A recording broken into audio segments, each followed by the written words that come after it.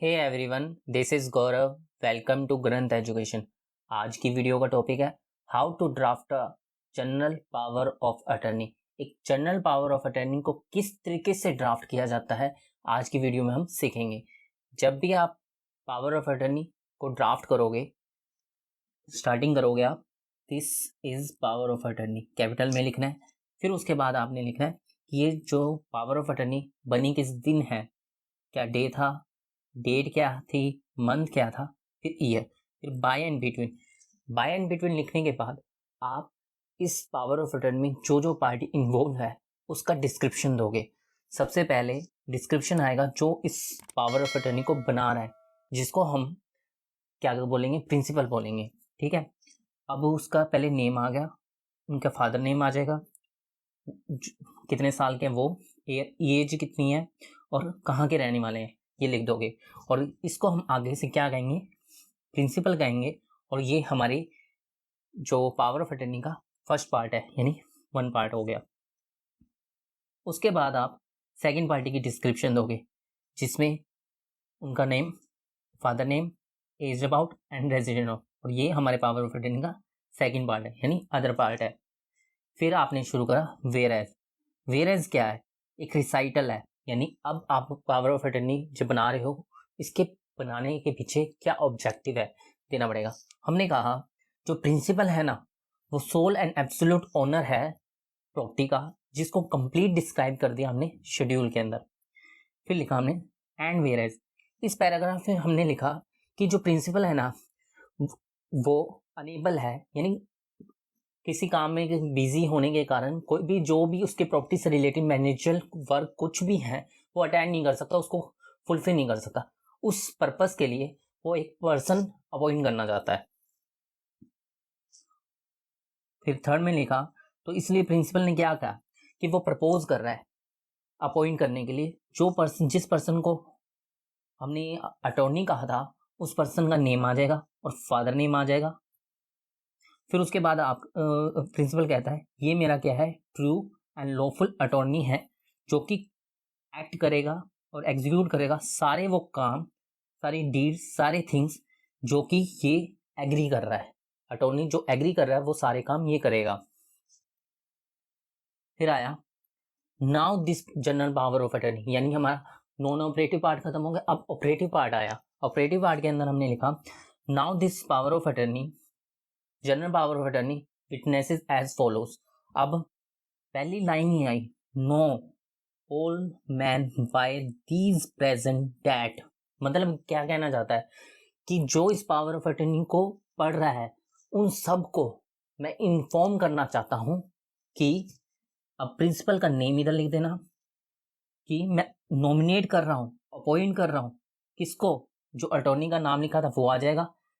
और कहा ये मेरा ट्रू एंड लॉफुल अटॉर्नी रहेगा, और जो कि वो सारे काम करेगा मेरे बिहाव पर, और मैं इसको ऑथराइज कर रहा हूं और पावर दे रहा हूं वो सारे काम करने के लिए, सारी डीड करने के लिए, सारे कुछ भी करने के लिए। किस क्यों करे, वो कर रहा है मेरे बिहाव पर करेगा, जो करेगा मेरे बिहाव पर करेगा। उसके बाद अब क्या क्या जो वर्क है वो कौन कौन से रखें। पहला कि ये मेरी प्रॉपर्टी को लीज पे दे सकता है या रेंट पे दे सकता है, और उससे रिलेटेड जो भी कलेक्शन होगी, पेमेंट की कलेक्शन होगी, चाहे रेंट रूम की वजह से हो, किसी तरह से, वो सब कुछ वो डिमांड भी करेगा और कलेक्ट भी करेगा, और उसके अगेंस्ट में एक्नॉलेजमेंट रिसिप्ट भी इशू करेगा। फिर उसके बाद थर्ड पॉइंट में लिखा कि इसके साथ साथ मान लो कि ये प्रॉपर्टी है, प्रॉपर्टी में कुछ एडिशनल कुछ वर्क करना पड़ जाता है, ये कुछ रिपेयर करना पड़ता है, और वो भी ये करेगा। और साथ में अगर उस एडिशनल वर्क को करने के लिए किसी गवर्नमेंट अथॉरिटीज की परमिशन भी चाहिए, और उस परमिशन को लेने दे के लिए किसी डॉक्यूमेंट में साइन भी करना पड़ा, तो ये करेगा। हमने इस बात को थर्ड पैराग्राफ में लिख दिया।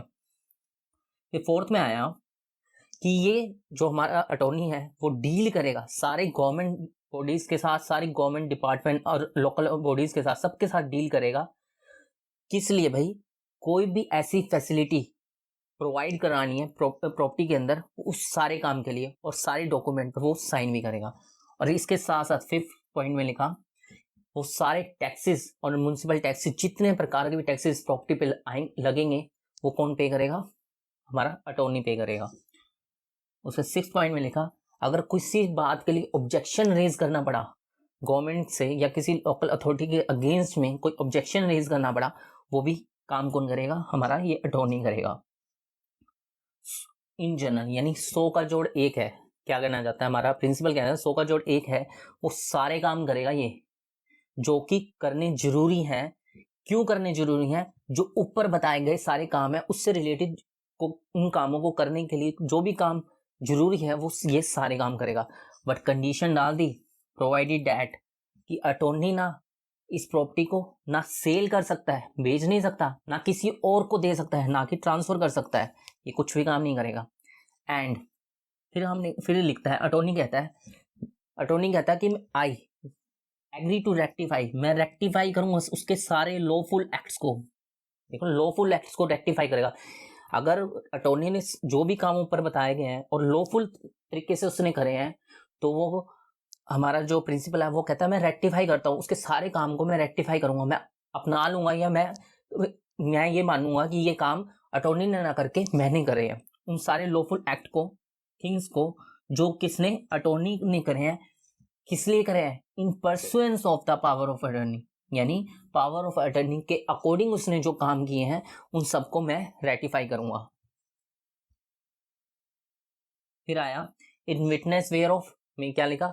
अटॉर्नी कहता है कि इस डीड को मैंने साइन कर दिया है, प्लेस कौन सा था और डे कौन सा था और डेट क्या थी, वो कंप्लीट लिख के प्रिंसिपल अपने सिग्नेचर कर देगा यहाँ पर।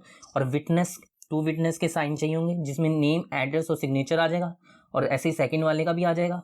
उसके बाद शेड्यूल ऑफ द प्रॉपर्टी आ जाएगा कि हाँ भाई नॉर्थ में क्या, साउथ में क्या, कंप्लीट शेड्यूल डाल देना। Thank you for watching. Hope you like my video. We meet another amazing video. Thank you.